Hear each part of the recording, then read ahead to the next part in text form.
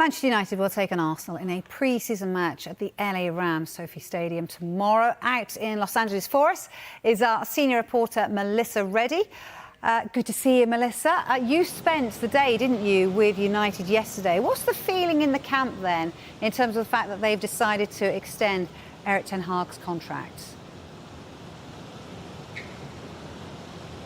Yeah, the overriding sense at Manchester United, and yesterday was their first full day on tour, is one of a fresh start with more direction and clarity. I interviewed Christian Eriksen and he told me, you know, we spent so much time last summer and over the season reading about a new leadership structure, this football operations team. He said, now it's actually in place and we can feel the difference. So already automatically the players feel that there's more purpose and a direction to which they're heading towards. It does help that Dan Ashworth, Sir Dave Brailsford, Omar Barada and Jason Wilcox are all on this tour as well to support Erik ten Hag, to create a strong working relationship. It promotes that sense of togetherness. Now, on the manager himself, all the players admitted that the uncertainty last season, all the speculation, it didn't help. It was awkward over the summer when the process to confirm whether he'd be staying in post or not dragged on for so long. But I got the feeling that they're all pretty happy to have this stability with Ten Hag because they all know what they're pushing towards. And I have to say, the main message that I got yesterday, which was maintained by pretty much all the players I spoke to, was that they, the squad, have to improve performances. The focus can't all just be on the manager. They're also enjoying, by the way, the new coaching setup. I was told about Ruud van Nistelrooy's aura, and then he walked past me, and I got exactly what people were talking about. Yeah, I'm sure you did. Yeah, he has got that presence, hasn't he? Look, you will be talking to Erik ten Hag later in his press conference. I know you'll have your questions at the ready. No doubt, though, they're all going to be about the transfers. So what happens next? Because I know they've done a little bit of early business. What are you expecting from them? Yeah, I was told that the focus really with an incoming or the area to watch would be a left-sided defender. Now that could be a centre-back or a left-back. Ideally, it would be a player quite comfortable operating in both positions. Now we know that Manchester United really like Jarrad Branthwaite, who Everton do not want to sell unless his valuation is met. They've looked at Denzel Dumfries, Jeremy Frimpong, all to various degrees of pursuit, but they would like to strengthen in that area.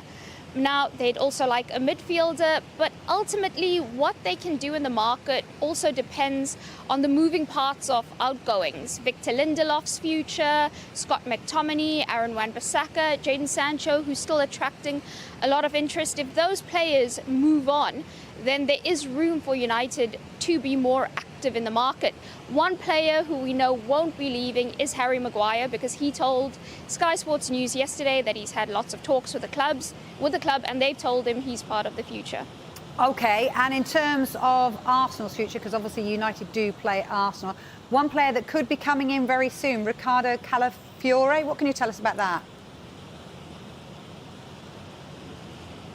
Yeah, I spent a lot of time with Arsenal yesterday, and there's a lot of excitement because Ricardo Calafiore, that announcement is not very far off.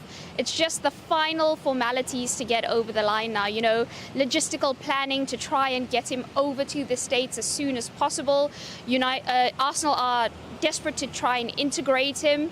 I think what that signing tells us is a lot about Arsenal's approach to this market and them looking at fine margins, because defense was their strongest point last season, so everyone expected them to go all out for an attacker, and what they've done is brought in another centre-back who can play left-back as well. And that's because when they were doing their analysis, they looked at areas where they lack consistency, and that left side of defense was definitely one of those areas. And they thought, if we improve there, if we can gain more solidity there, even though our defense has been so strong, that's going to give us that extra 10-15%, which will be quite helpful. Now, Mikel Arteta also likes to have 8 defenders at the start of the season to work with and to rely upon during a campaign, and he didn't have that at any stage last season. So yeah, Arsenal really looking at areas where it might not seem that obvious to us, but it makes sense to them.